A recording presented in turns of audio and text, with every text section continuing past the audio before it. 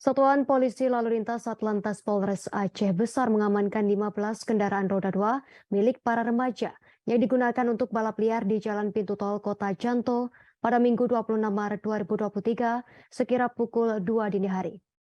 Kapolres Aceh Besar AKBP Charlie Syahputra melalui Kasat Lantas AKP Rina Bintar Handayani mengatakan, selain mengamankan 17 sepeda motor, pihaknya juga turut melakukan penertiban terhadap para pengendara dan masyarakat yang mengikuti dan menyaksikan kegiatan balap liar tersebut.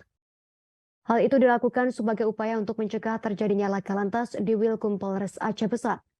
Lebih lengkapnya terkait berita ini akan dilaporkan rekan Indra Wijaya, reporter Serambi News. Silakan laporan Anda, rekan Indra Wijaya.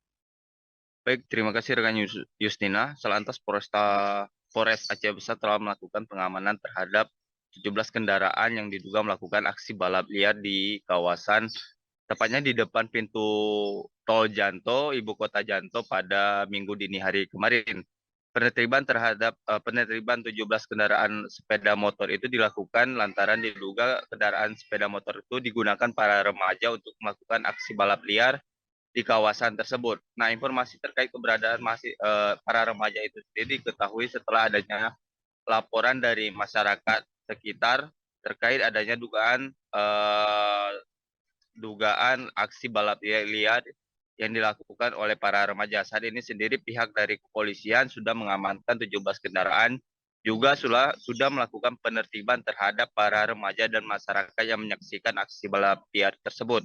Nah, berdasarkan keterangan yang kami terima dari AKP Kasat Lantas Polres Aceh Besar, AKP Rina Bintar Handayani mengatakan bahwa saat ini pihaknya meminta kepada orang tua agar tetap memantau aktivitas anak-anaknya. Hal itu agar aksi-aksi balap liar yang dilakukan selama bulan suci Ramadan ini tidak lagi dilakukan.